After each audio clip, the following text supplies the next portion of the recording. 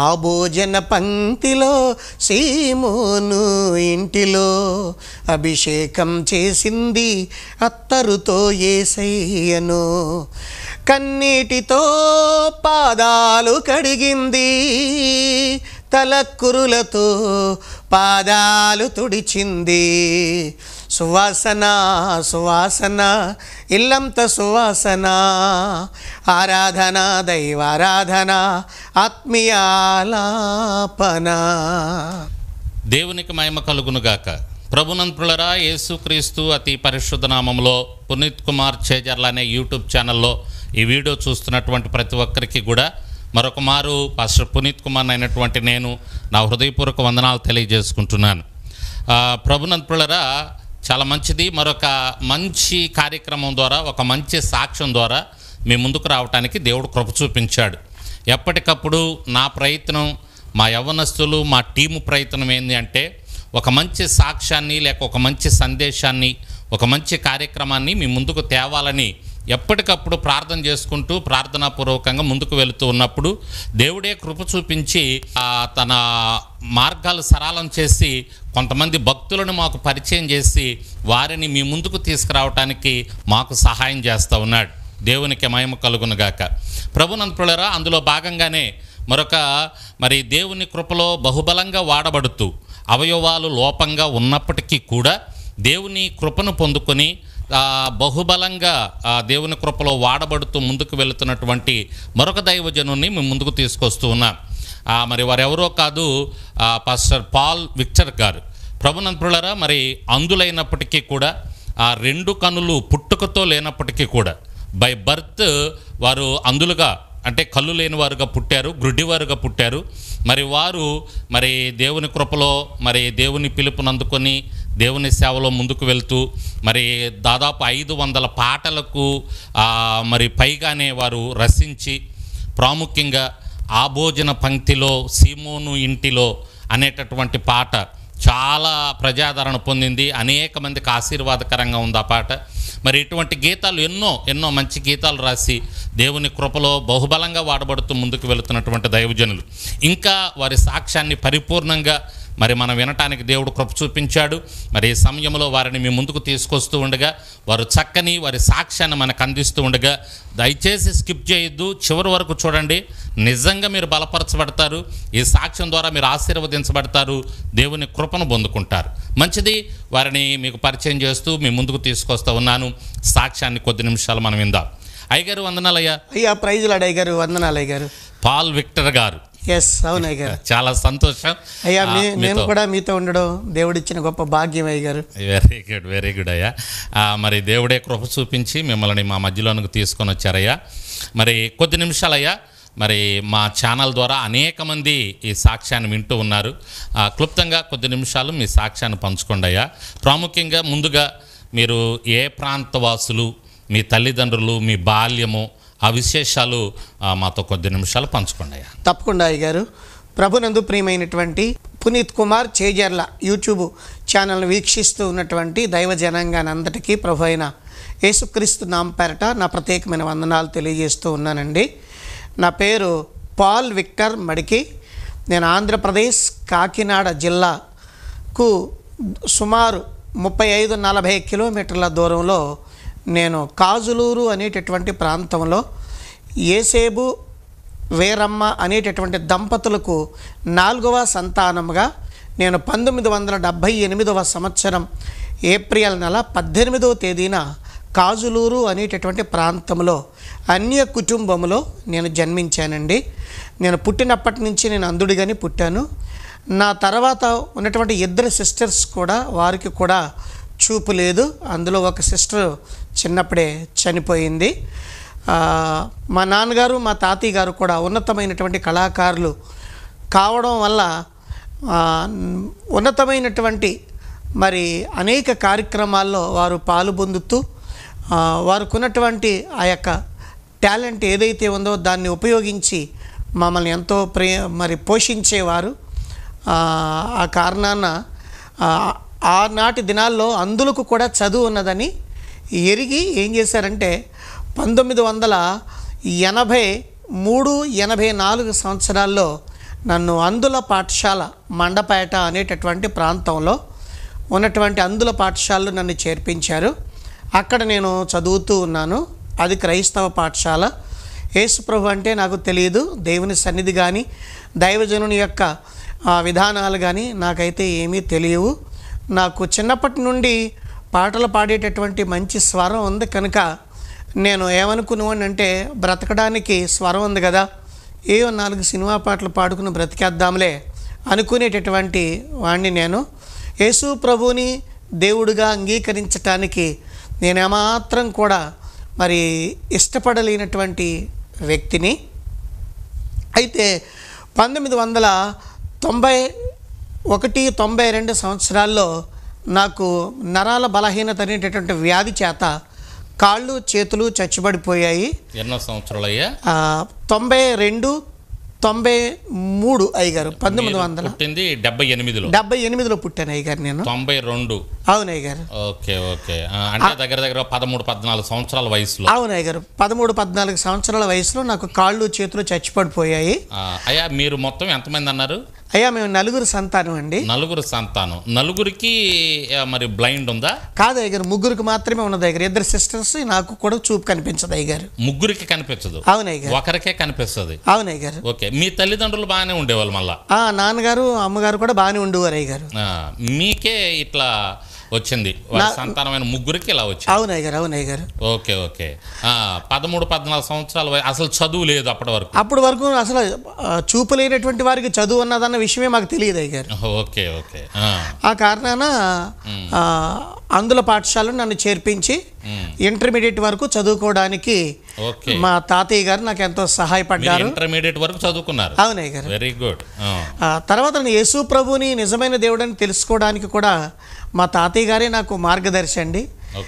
వాస్తవానికి మేము పుట్టింది అన్య కుటుంబంలో అయినప్పటికీ కూడా, దేవునికి దూరంగా ఉంటున్నప్పటికీ కూడా నేను క్రైస్తవ పాఠశాలలో చదువుకోవడం వల్ల యేసు ప్రభు నిజమైన దేవుడని నేను నమ్ముకోవడం జరిగింది.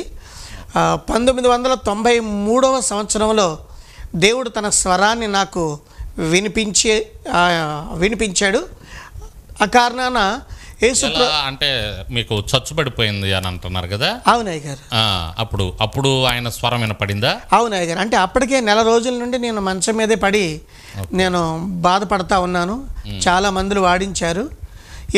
ఎంత మెడిసిన్ వాడించినా కానీ నా వ్యాధి నయం అవ్వలేదు.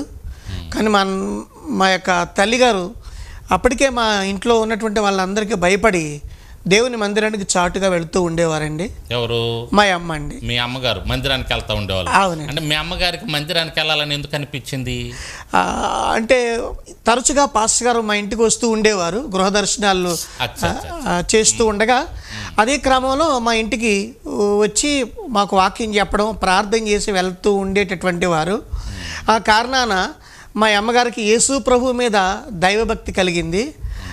ఒక యేసు ప్రభు దగ్గరికి వెళ్తే నా కుమారుడిని దేవుడు స్వస్థపరుస్తాడేమో అనే నమ్మకంతో, అంటే నా తల్లి అంత చదువుకోలేదండి, అంత జ్ఞానవంతురాలు కూడా కాదు.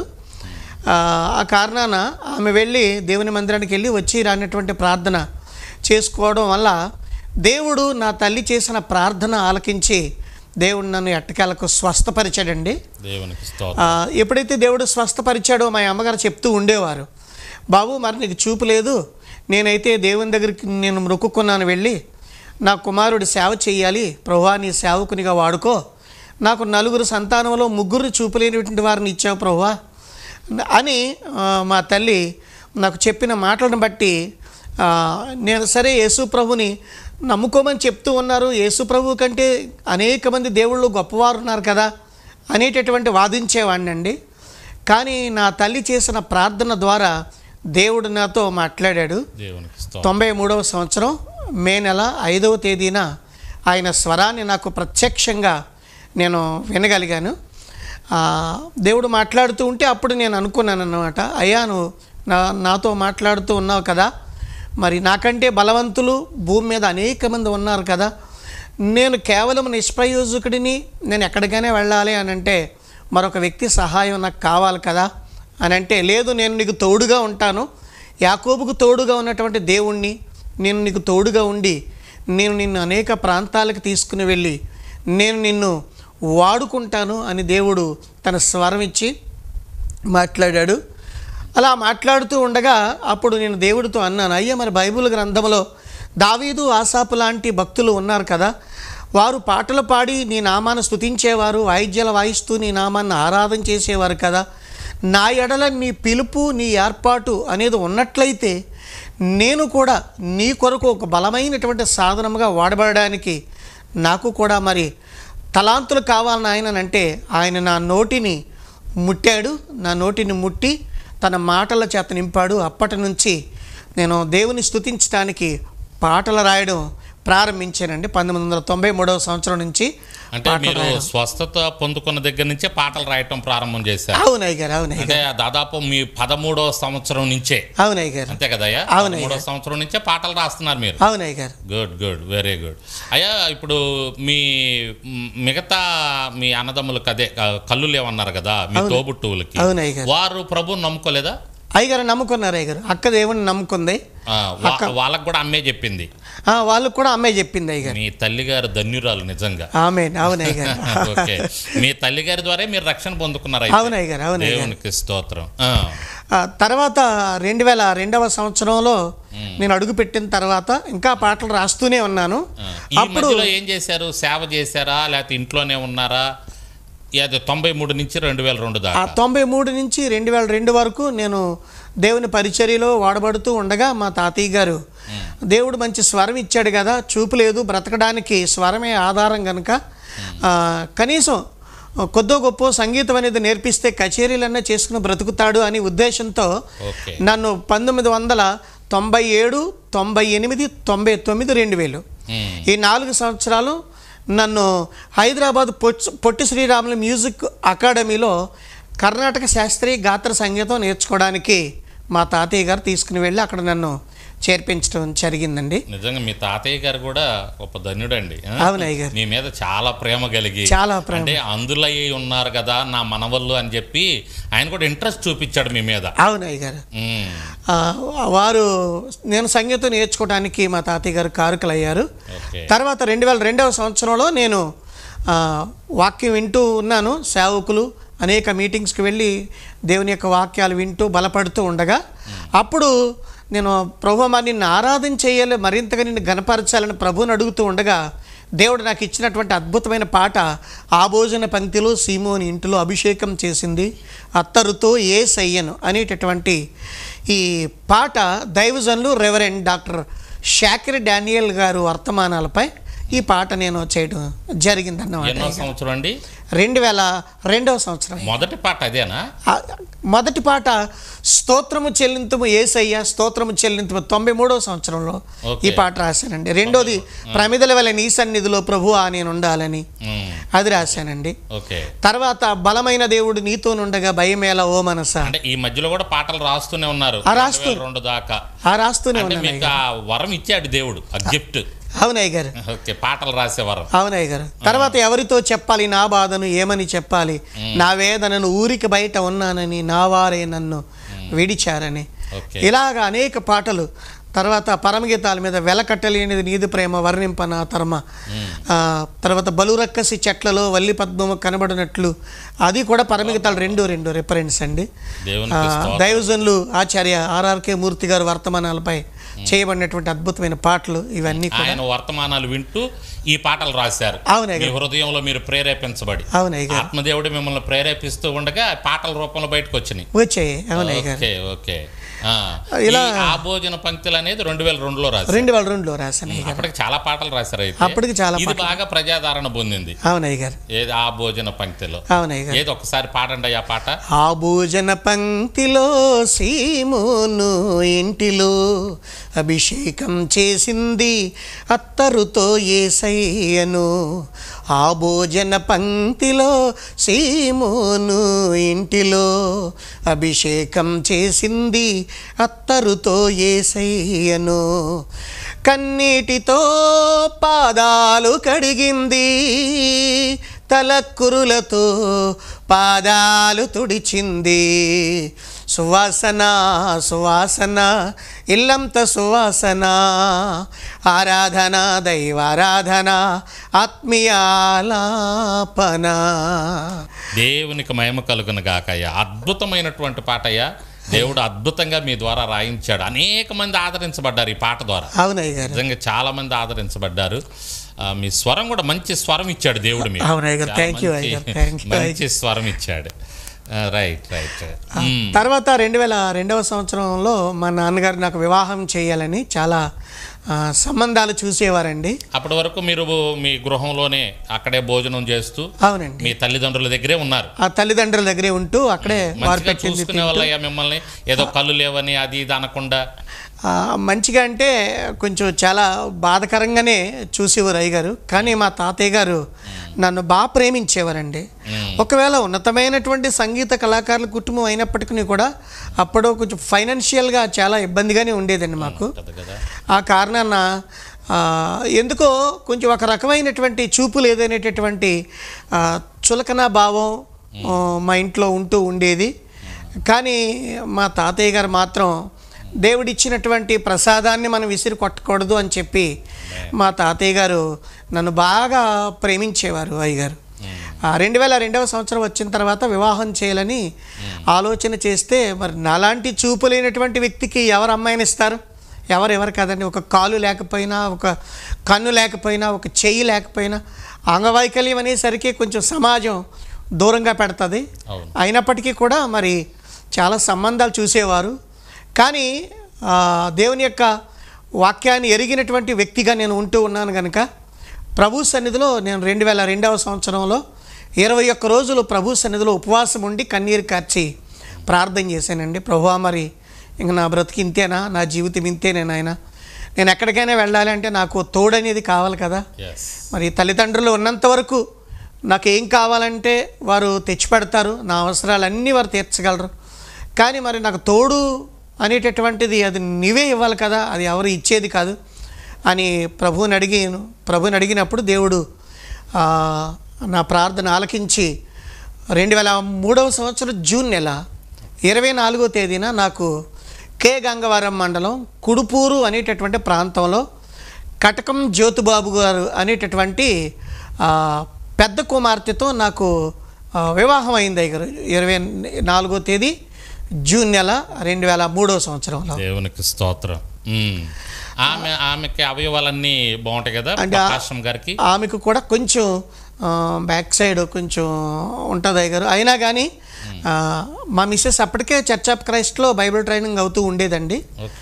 వాళ్ళ నాయనమ్మ గారు దైవ సేవకురాలు కావడం వల్ల ఆమె అడిగిదట, నాయనమ్మ నువ్వు అందరికీ ప్రార్థన చేసి నువ్వు ఇక్కడ ఇల్లు కడతావంటే ఇల్లు కడుతున్నారు, మరి ఎవరి కడుపు మీదన్నా చేతులుంచి ప్రార్థన చేస్తే మగపిల్లడు అంటే మగపిల్లడే పుడుతున్నాడు అని దర్శనాలు చెప్తున్నా కదా. నేను చూస్తే మరి బలహీనరాలుగా ఉన్నాను, నాకు వివాహం అవుతుందా అవదా, నువ్వు ప్రార్థన చేసి నాకు చెప్పు నాయనమ్మ అని అడిగితే అప్పుడు ఆమె అన్నదటండి నా భార్యతో, నాకు చూపించిన దేవుడే నీకు కూడా చూపిస్తాడు కదమ్మా, నువ్వు కూడా ప్రార్థన చేయి, నాకు బయలుపరిచిన దేవుడు నీకు కూడా బయలుపరుస్తాడు అని అనగానే మా మిస్సెస్ నా కొరకు మరి తన యొక్క జీవితం కొరకు ప్రార్థన చేసినప్పుడు దేవుడు నన్ను ఆమెకు దర్శనంలో చూపించాడు అయ్యగారు. దేవునికి స్తోత్రం. ఆ కారణాన్ని బట్టి 2003వ సంవత్సరం జూన్ నెల 24వ తేదీన నాకు వివాహం అయింది.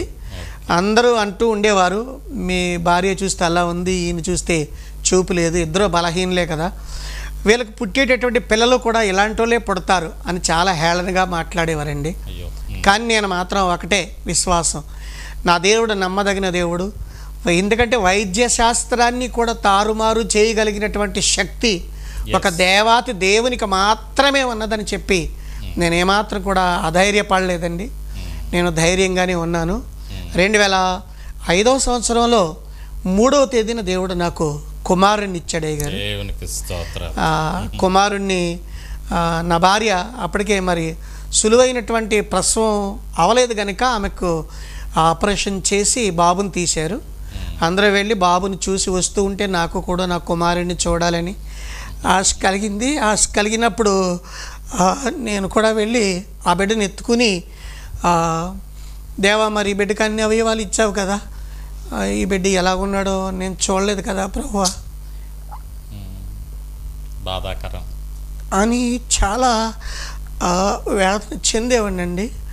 దేవుడిచ్చినటువంటి ఆ బిడ్డను చేతుల్లో పట్టుకుని నాకు నేనే అనుకుంటూ ఉన్నాను, ఇలాగా ఈ ప్రపంచాన్ని నువ్వు ఇంత అందంగా చేసావు కదా ప్రభువా, నువ్వు నాకు ఇచ్చినటువంటి నా బిడ్డలను చూసుకునే ఆ భాగ్యం నాకు ఎందుకు లేకుండా చేసావు, కనీసం కట్టుకున్న భార్య ముఖమును సంతోషించలేనటువంటి దౌర్భాగ్యునైనటువంటి నాకు ఇన్ని తలాంతులు ఇచ్చి ఇంతగా నువ్వు ఎందుకు వాడుకుంటున్నావు నాయనా అని నాలో నేనే వేదన పడుతూ ఉండగా అప్పుడు దేవుడు నాకు ఇచ్చినటువంటి అద్భుతమైన పాట, సృష్టిలో చేసే అందాలన్నీ చూచి ఆనందించలేని అందుడనే నైతిని యేసయ్యా, అందుడనే నైతిని యేసయ్యా, నా యేసయ్యా, నిన్ను చూడాలని ఆశ యేసయ్యా, సృష్టిలో చేసే అందాలన్నీ. 2005లో ఈ పాట రాయటం జరిగింది అయ్యగారు. 2007వ సంవత్సరం వచ్చింది. 2007వ సంవత్సరంలో కూడా ప్రభువా మరి నా కుమారుని ఇచ్చావు, నా భార్యకు కూడా సహకారిగా ఉండాలి, ఒక కుమార్తెను దయచేయను ఆయన అని అన్నప్పుడు దేవుడు 2007వ సంవత్సరం డిసెంబర్ నెల 26వ తేదీన దేవుడు నా భార్య గర్భాన్ని తెరిచి కుమార్తెనిచ్చాడు అయ్యగారు. అలాంటి పరిస్థితుల్లో కూడా నా భార్య చనిపోవాలి, ఎందుకంటే చావు అంచుల వరకు నా భార్య వెళ్ళింది. అప్పటికి మాకు తినడానికి తిండి లేదు. ఎందుకంటే 2003వ సంవత్సరంలో వివాహమైంది అని చెప్పాను కదయ్యా. అయితే వివాహమైనప్పటి నుంచి మా భార్య వాళ్ళ నాయనమ్మ గారు చేసిన పరిచర్య మేము చేస్తూ ఉండేవాళ్ళం. ఆ పరిచర్య చేస్తూ ఉండగా 2007వ సంవత్సరం వచ్చేసరికి ఒక వ్యక్తి మాకు సహకారిగా ఉంటానని చెప్పి 40 మంది విశ్వాసుల్ని మాకు కాకుండా ఆయన చేసి చూపులేనటువంటి వారు ఏమి సేవ చేస్తారు అని చెప్పి లేనిపోని మాటలు చెప్పి, లేవి కాండంలో ఒక మాట ఉంటుంది అర్పణల విషయంలో, అదేంటనంటే దేవునికి అర్పించేది శ్రేష్టమైనది ఇవ్వాలి, కుంటిది కానీ గుడ్డిది కానీ చెవిటిది కానీ మోగది కానీ దేవునికి ఇవ్వకూడదు అని చెప్పి దాన్ని ఆధారం చేసుకుని అది కానుకల విషయంలో రాయబడిన మాట అయినప్పటికీ కూడా అక్కడ మా లోపాన్ని ఎత్తి చూపించి మాలాంటి వారు చేతుల మీదుగా ప్రభు సంస్కరణ తీసుకోకూడదు, ప్రార్థన చేయించుకోకూడదు, మీకు శాపం వచ్చేస్తుంది అని చెప్పి 60 మంది సంఘాన్ని ఒకేసారి ఆయన తీసుకుని వెళ్ళిపోయాడు అయ్యగారు 2007వ సంవత్సరంలో. కానీ దేవుడు మాత్రం విడిచిపెట్టలేదు అయ్యగారు. అదే సంవత్సరంలో మా అత్తయ్య గారికి తలలో బ్లడ్ ఫ్లాట్ అయిపోయింది. అదే 2007వ సంవత్సరంలో నాన్నగారు చనిపోయారు. అప్పటికి నా భార్య అంగన్వాడీ జాబ్ చేసేదండి, అంగన్వాడీ టీచర్గా. అది కూడా వాళ్ళ మేనత్త గారు జాబ్ చేస్తూ ఉండేది. ఎందుకంటే వాళ్ళ మేనత్త కొంచెం బలహీనంగా ఉండటం ద్వారా, అనారోగ్యంగా ఉండటం వల్ల ఆ జాబు ఆమె చేస్తూ ఉండగా మాకు దేవుని పరిచర్యే కావాలి కానీ ఉద్యోగాలు మాకు వద్దని చెప్పి మమ్మల్ని చూసుకోవటం కోసం నా భార్య ఉద్యోగాన్ని కూడా రిజైన్ చేసేసిందండి. చాలా ఇబ్బందులు ఎదుర్కొన్నామయ్య గారు 2007వ సంవత్సరం నుండి. అయినా కానీ దేవుడు ఏమాత్రం కూడా విడిచిపెట్టలేదు. అప్పటికి తాతగారు చనిపోయారు. అప్పటికి తాతయ్య గారు చనిపోయారు, నాన్నగారు కూడా చనిపోయారు అయ్య గారు. చనిపోయిన తర్వాత మీకు కొంచెం కష్టాలు, ఈ సంఘం గలిబిలు అవ్వటం, అవునయ్య గారు, అతను గలిబిలు చేయటం ద్వారా మీరు కొంచెం కష్టాల్లో పడ్డారు. చాలా కష్టాలు అనుభవించామయ్య గారు. చాలా ఇబ్బందులు మేము ఎదుర్కోవటం. తోడు పిల్లలు ఇద్దరు పిల్లలు అయ్య గారు. తినడానికి ఒక పూట ఉంటే ఒక పూట ఉండేది కదా అయ్య గారు. అందరూ కూడా మీ నాన్నగారు పాటలు పాడటానికి వెళ్ళట్లేదా, అయ్యో డబ్బులు లేవా అని హేళనగా మాట్లాడేవారయ్యా. కానీ ఒకటే మా ధైర్యం ఏంటంటే దేవుడు ఉన్నాడు అనేటటువంటి ధైర్యం, ఆ విశ్వాసం, ఆ నమ్మకంతో మాత్రమే ముందు కొనసాగిపోతూ ఉండేవాడిని. ఎన్నో పర్యాయాలు చనిపోయే పరిస్థితులు ఎదురయ్యాయి. అలాంటప్పుడు కూడా విసుగుదల కలిగేదండి, ఎందుకు ఈ జీవితం అని.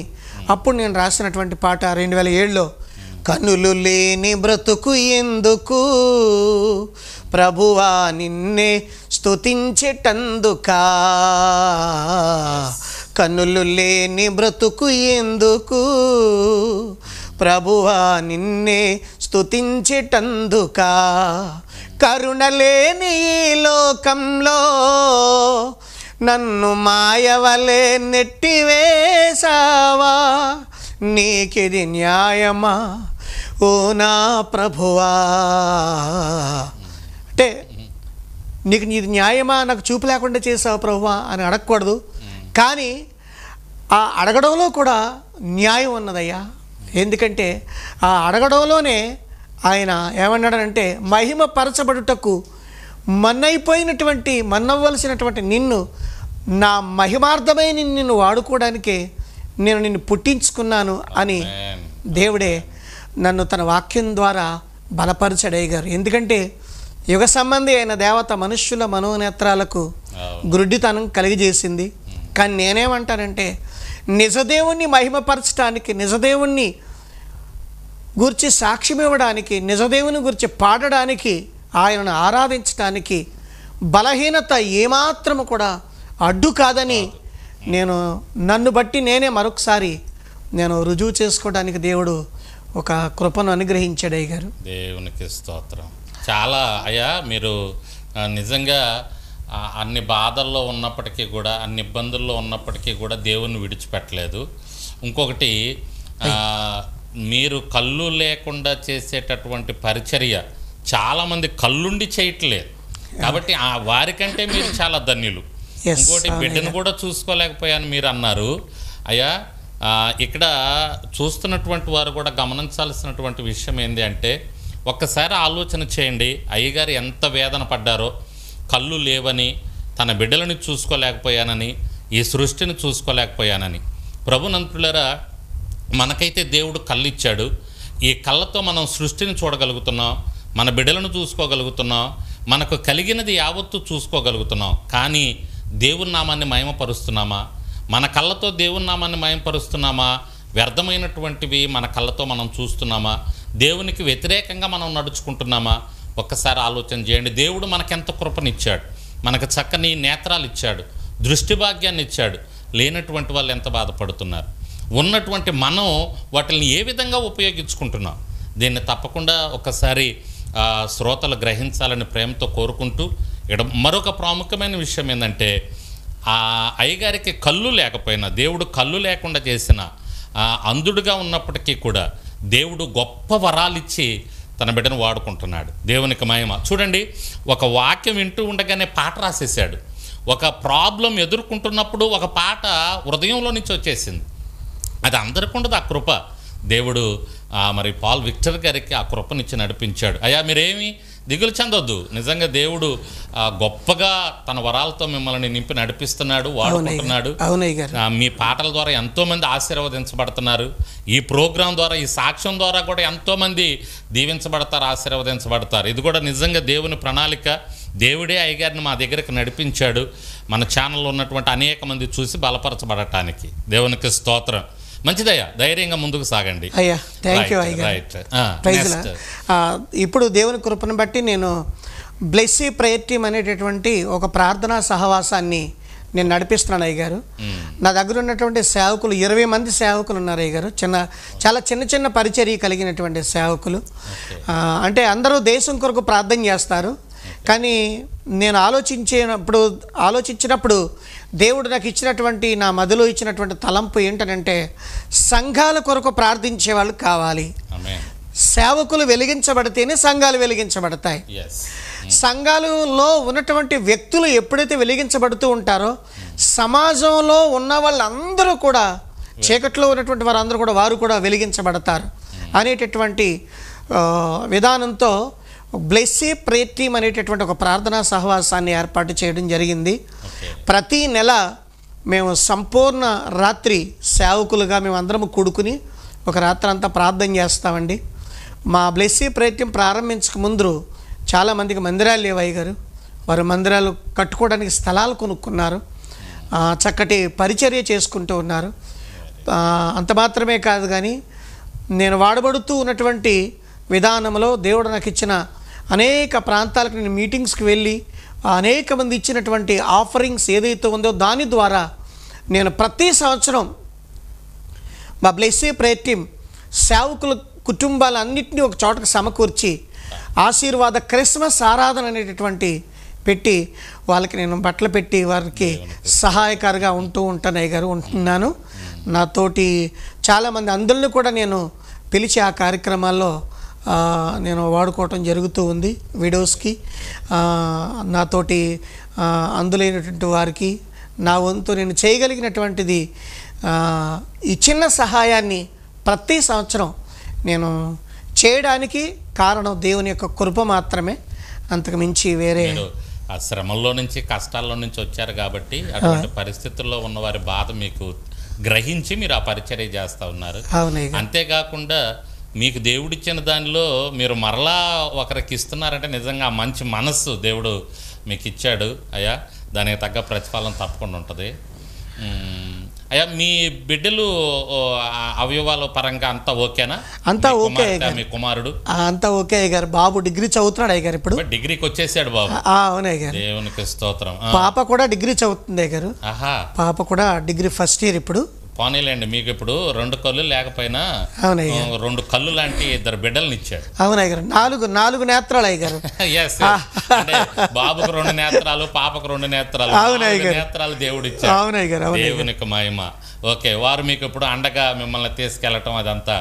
అప్పుడు నేను ఇక్కడికి రావడానికి గల కారణం కూడా మా బాబు సహాయంతో నేను ఇక్కడికి రావటం జరిగింది అయ్యారు. నేను బాబే తీసుకొని అవునయ్యారు. అనేక ప్రాంతాలకు అయ్యారు.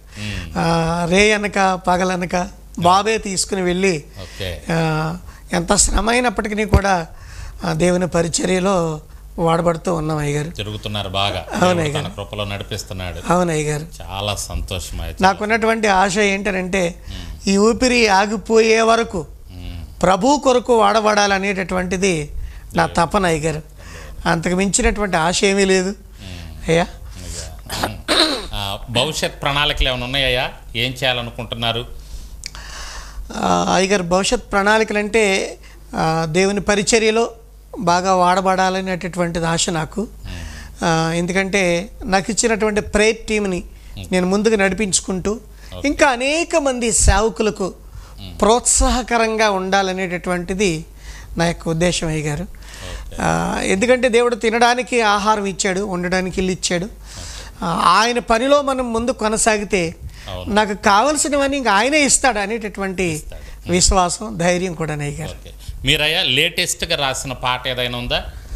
మహిమ గల రాజా మహిమ నీకేనయ్యా, మన్నైన నన్ను మహిమకు మార్చిన మహిమ గల దేవా, ఆరాధన ఆరాధన ఆరాధన నా కన్న తండ్రి నీకేనయ్యా, స్వీకరించు స్వీకరించు హృదయర్పణ, ఆరగించు ఆరాధన. తర్వాత ఎవరితో చెప్పాలి నా బాధను, ఏమని చెప్పాలి నా వేదనను, ఊరికి బయట ఉన్నానని నా వారే నన్ను విడిచారని, నా వారే నన్ను విడిచారని. అద్భుతమైన పాటలు అయ్యా. ఇవన్నీ పాటలు మొత్తం పాడగలరు కదా? మొత్తం ఉండేగా మీ మైండ్ లో? ఉన్నాయి గారు, మొత్తం చివరి వరకు 500 పాటలు. అవునయ్య గారు, మీరే ఉంటారు అయ్య గారు. కొన్ని పాటలు వెలుగులోకి రాలేనటువంటి పాటలు. హృదయమే అగాధమైన లోయరా, మానవులను మలచే కార్ఖానరా, పాప పుణ్య ఫలితమో మంచి చెడుల మిళితము, మనిషి మనిషి దోచుకునే చోటురా.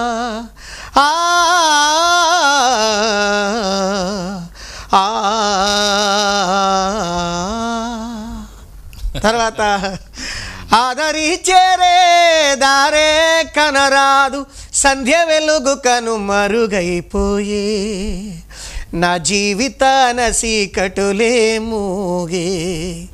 ఆదరి చేరే ఆ ఆ ఆ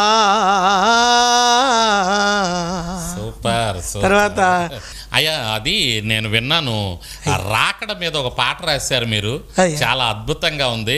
యూట్యూబ్లో కూడా అది చాలా మంది చూశారు, చాలా మందికి అది పాడుకుంటారు, చాలా మందికి ఇష్టమైన పాట అది. అవునయ్య. ఒక్కసారి ఆ పాట అనండలా. అయ్యా, రాకడొస్తోందిరా రైలు బండిలాగా, కోత వేస్తోందిరా కడబొర ధ్వనిలాగా, అది యేసుక్రీస్తు రెండో రాకడా, పరిశుద్ధులకది పండుగ లాంటిదిరా, అది యేసుక్రీస్తు రెండో రాకడా, పరిశుద్ధులకది పండుగ లాంటిదిరా, రాకడొస్తోందిరా రైలు బండిలాగా, కోత వేస్తోందిరా కడబొర ధ్వనిలాగా. సూపర్ సూపర్, చాలా అద్భుతమైనటువంటి పాటలయ్యా. అసలు మీరు చింతించాల్సిన అవసరమే లేదయ్యా, దేవుని కృపలో చాలా సంతోషించాలి. ఎందుకంటే అద్భుతమైన పాటలు రాసి మీరు అనేక మందికి ఆశీర్వాదకరంగా ఉండారు నిజంగా. అయ్యా, ఇన్ని పాటలు రాయడానికి గల కారణం కేవలం దేవుని కృప ఒక ఎత్తు అయితే, రెవరెండ్ డాక్టర్ శాకర్ డానియల్ అయ్య గారు 2003 సంవత్సరంలో మాకు పరిచయం అయ్యారు. వారు హైదరాబాద్ మహాపట్నంలో న్యూ అబ్బీస్పేటలో దేవుని పరిచర్య చేస్తూ ఉన్నారు. ఇటీవల కాలంలోనే ప్రత్యక్ష గుడారము, దేవుని నివాసము, దైవ స్వరము వినిపించే స్థలము, దైవ స్వరము వినిపించే స్థలము, ప్రార్థనా మందిరం, హల్లెలూయా హల్లెలూయా నీకేన స్తుతియాగము. ఈ పాట కూడా దైవజనుల వర్తమానాలపై చేయబడినటువంటి పాటలండి. చాలా ఇలాంటి పాటలు, చాలా పాటలు రాయడానికి దేవుడు కృప ఇచ్చాడు అయ్య గారు. ఇంకా రాస్తూనే ఉన్నాను, ఇంకా రాస్తూనే ఉన్నాను. మీరు దేవుని రాకడ పర్యంతం, మీ జీవిత పర్యంతం మీరు రాస్తానే ఉంటారు. ఆ కృప దేవుడు ఇస్తానే ఉంటాడు. మీ కొరకు మేము ప్రార్థన చేస్తూనే ఉంటాం. ఈ కార్యక్రమం చూసేవాళ్ళు కూడా తప్పకుండా మీ కొరకు ప్రార్థన చేస్తారు అయ్య గారు. దేవునికి స్తోత్రం. అయ్యా, మీకు ఇప్పుడు అసలు కనపడదు, అసలు కనిపించదు అయ్య గారు, అసలు ఒక్క పాయింట్ కూడా కనపడదు. లేదు, మొత్తం అంతా చీకటి అయ్య గారు, అంతే చీకటి అయ్య గారు. ఆ కారణాన్ని దాన్ని దృష్టిలో ఉంచుకునే ఏమో నా కుమారుడిని నేను ఎత్తుకుని ఏమీ కనిపించలేని పరిస్థితిలో ఉన్నాను కనుక, కడుపులోని చీకటే, భూమి మీద పడిన తర్వాత కూడా చీకటే నా జీవితం అని చెప్పి, అప్పుడు ఈ పాట, సృష్టిలో చేసే అందాలన్నీ చూచి ఆనందించలేని అంధుడ నేనైతిని యేసయ్య, అంధుడ నేనైతే, కనులున్న కనరాని మార్గమున నన్ను చేపట్టి నడిపించే వారెవరు. ఎందుకంటే 2007 సంవత్సరంలో నా భార్య మరణ పంచుల వరకు వెళ్ళిపోయిందండి. 5 కేజీల పాప కడుపులో పెరిగిపోయింది. డాక్టర్స్ అన్నారు ఆపరేషన్ చేసి పాపను తీసి, బ్రతికితే పాప బ్రతుకుతుంది, లేకపోతే మీ భార్య బ్రతుకుతుంది అని అన్నారు. ఇద్దరిలో ఇద్దరిలో ఒక్కరే బ్రతుకుతారు అని అన్నారు. కానీ నా భార్య కానీ చనిపోతే ఇంక నాకు ఏమి లేదని ఇంకంతా శూన్యం. ఇద్దరిని బ్రతికించాడు కానీ దేవుడు ఇద్దరిని బ్రతికించాడు అయ్య గారు, దేవుడు ఇద్దరిని బ్రతికించాడు. ఇప్పుడు చక్కగా మీ పాస్టమ్ గారు బిడ్డలు మీరు కలిసి చక్కగా దేవుని సేవలో ముందుకెళ్తున్నారు. వెరీ గుడ్, వెరీ గుడ్ అయ్యా. ఈ కార్యక్రమం ద్వారా ఇంకా అనేక మంది మీ గురించి తెలుసుకుంటారు, తప్పకుండా మీ కొరకు ప్రార్థన చేస్తారు అయ్యా. ధైర్యంగా ఉండండి, ఇంకా బహుబలంగా దేవుడు మిమ్మల్ని నడిపించుకుంటాడు అయ్యా. ఇప్పుడు మీ వాక్యాలు మీరు ఎలా సిద్ధపడతా ఉంటారు అయ్యగారు? నేను బ్రెయిలీ లిపి నేర్చుకున్నాను అయ్యగారు. ఓకే, ఆ బ్రెయిలీ లిపి నేర్చుకున్నాను. తర్వాత దేవుని కృపచేత నేను ఒక 2 years బైబిల్ ట్రైనింగ్ కూడా అయ్యాను. ఓకే, ఆ కారణాన్ని బట్టి నాకు ఏదైనా అవసరం, ఏదైనా రాసుకోవాలి, ఏదైనా చదువుకోవాలి అనుకుంటే నేను మరి చదువుకోలేను కాబట్టి నా భార్య నాకు చదివి పెడతదండి, తను చదువుతుంది. ఆ కారణాన ఇప్పుడు పిల్లలు కూడా వచ్చారు, పిల్లలు కూడా ఉన్నారు కాబట్టి ఇంకా నాకు ప్రాబ్లం ఏ లేదు అయ్య గారు. Very good, very good. చాలా సంతోషం అయ్యా. చాలా మంచి విషయాలు, చాలా మంచి సాక్ష్యాన్ని మీరు మాతో పంచుకున్నారు. చాలా సంతోషం. ప్రభునంతులరా, మరి చక్కని సాక్ష్యాన్ని మీరు చూశారు కదా. మరి దైవజనుడు పాల్ విక్టర్ గారి గురించి మీరు విన్నారు. వారు పుట్టుకతో అందులైనప్పటికీ కూడా ఎన్నో శ్రమలు, ఎన్నో కష్టాలు ఎదురైనప్పటికీ కూడా దేవుడు విడిచిపెట్టకుండా ఏ విధంగా నడిపించాడో, ఇటువంటి వారికి దేవుడు ఒక లోపాన్ని ఇచ్చినప్పటికీ కూడా ఎన్నో తన వరాలనిచ్చి, తన కృపావరాలనిచ్చి, గిఫ్ట్లు ఇచ్చి వారి ద్వారా అనేక మందికి ఆశీర్వాదకరంగా ఉండటానికి దేవుడే ఇటువంటి వారిని వాడుకుంటూ ఉన్నాడు. ప్రభునందు పిల్లరా, ఒకవేళ మీలో ఎవరైనా సరే ఏదైనా శరీర లోపం ఉన్నటువంటి వాళ్ళు చూస్తే ఏం బాధపడకండి, భయపడకండి. దేవుడు మిమ్మల్ని వాడుకుంటాడు. దేవుని మీద ఆధారపడండి, ఆయన మిమ్మల్ని వాడుకుంటాడు. ప్రభునందు పిల్లరా, బలవంతులను సిగ్గుపరచుటకే ఆయన బలహీనులను వాడుకుంటూ ఉన్నాడు. చూడండి, మరి లోపం ఉంది కానీ చూడండి, ఎంతోమంది మరి కళ్ళు ఉన్నటువంటి వారు చేయలేనటువంటి పని అందులో ఆయన పాల్ విక్టర్ గారు చేస్తున్నారు. అనేక మందికి ఆదర్శంగా ఉన్నారు, అనేక మందికి ఆశీర్వాదకరంగా ఉన్నారు. ఎస్, మన దేవుడు గొప్ప దేవుడు. యేసయ్య గొప్ప దేవుడు, గొప్పగా మనల్ని నడిపించే దేవుడు, గొప్పగా మనల్ని ఆదరించే దేవుడు, అనేక అద్భుతాలు మన జీవితాల్లో జరిగించి నడిపించే దేవుడు. లోపం ఉన్నా కూడా భయపడొద్దు. నాకు అది లేదు ఇది లేదని ఒకవేళ సేవలో సేవకులు చూస్తూ ఉంటే మీరు కూడా చింతపడాల్సిన అవసరం లేదు. సమస్తమును నడిపించగలిగినటువంటి సర్వ సృష్టికర్త అయిన యేసయ్య మనతో ఉన్నాడు. ఆయన మనల్ని నడిపిస్తాడు. మనం ఊహించువాడి కంటే, మనం అడుగువాడి కంటే మరి అధికముగా మన జీవితంలో జరిగించి మన జీవితాల్లో మనకిచ్చి నడిపిస్తాడని మీకు అందరికీ తెలియజేసుకుంటూ పాల్ విక్టర్ గారికి మరొకసారి మా హృదయపూర్వక ధన్యవాదాలు తెలియజేసుకుంటూ, నిజంగా పునీత్ కుమార్ చేజర్ల యూట్యూబ్ ఛానల్లో నా సాక్ష్యం పంచుకోవడానికి చక్కటి అవకాశాన్ని ఇచ్చినటువంటి దైవజనులు మరి పునీత్ కుమార్ చేజర్ల దైవ సేవకులకు యూట్యూబ్ ఛానల్ తరపున మరొకసారి నా ప్రత్యేకమైనటువంటి హృదయపూర్వక వందనాలు తెలియచేస్తూ ఉన్నాను.